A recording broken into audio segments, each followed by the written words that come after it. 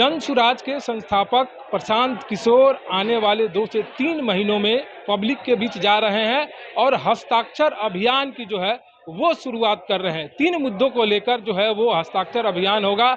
जिस तरह से बिहार में जातीय जनगणना हुई थी, जातीय जनगणना को लेकर बिहार सरकार के तरफ से जो दावे किए गए थे, उन दावों में कितनी सच्चाई है, इसको लेकर लोगों को बीच जाएंगे। फिर से जब नीतीश कुमार बिहार में सरकार बनाई थी 2005-6 में, उस समय दलित आयोग और महादलित आयोग बनाया गया था। उस समय दलितों की जमीन देने की बात की जा रही थी। उसकी स्थिति अभी क्या है, इसको लेकर भी हस्ताक्षर अभियान में जाएंगे। तीसरा मुद्दा जो है उन्होंने रखा है वो भूमि सुधार को लेकर है। भूमि सुधार को लेकर बिहार सरकार की तरफ से जो है लगातार सर्वे जारी किए जा रहे हैं, सर्वे किया जा रहा है, लेकिन 2011-12 से यह सर्वे चल रहा है, अभी तक जो है वो सर्वे कंप्लीट नहीं हुआ है।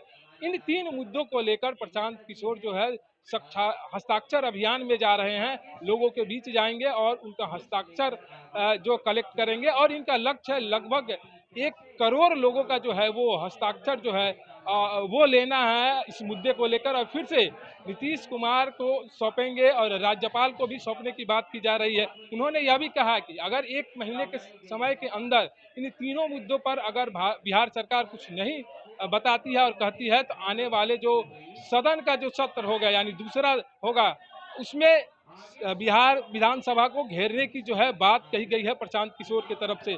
तो आने वाले 2 से 3 महीनों का जो है जन सुराज जो है वो अपना रोड मैप तैयार कर लिया है।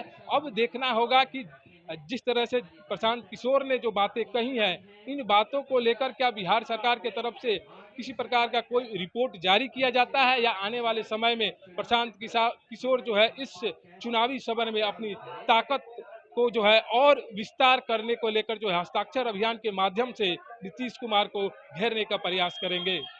जनता टीवी, पटना।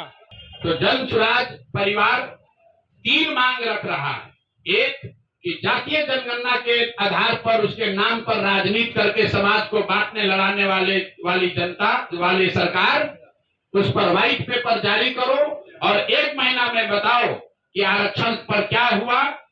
दूसरा, 94 लाख परिवारों को किस दिन 2 लाख रुपया दोगे और उन 40 लाख होमलेस परिवारों को 1,20,000 रुपया कब दिया जाएगा।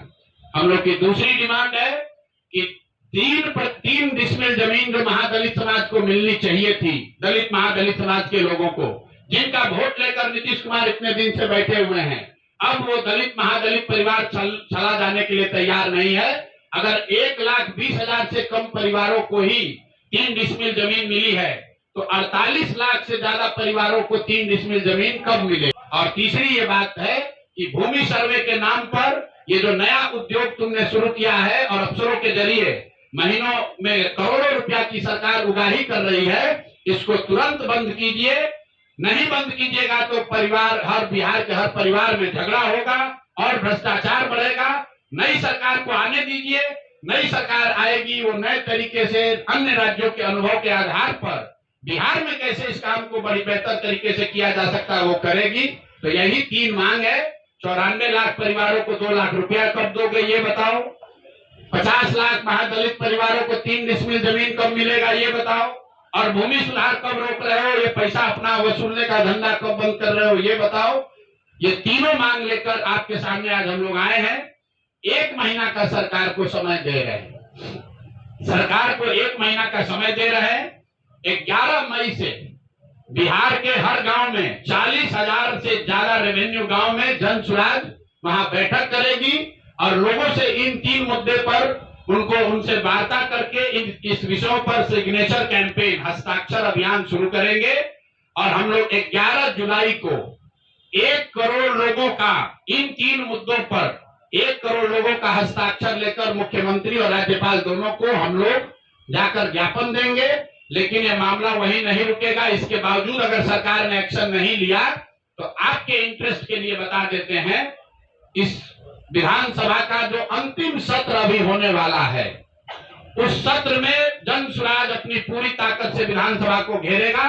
क्योंकि विधानसभा में बैठे हुए चाहे ये भाजपाई हैं या राजद वाले हैं, नीतीश कुमार तो है ही दोषी। जनता को और आगे बेवकूफ न बना पाए, इसके लिए हम लोग विधानसभा का जब सत्र शुरू होगा तो इन विधानसभा का हम लोग घेराव करेंगे, प्रदर्शन करेंगे, वहीं धरने पर बैठेंगे।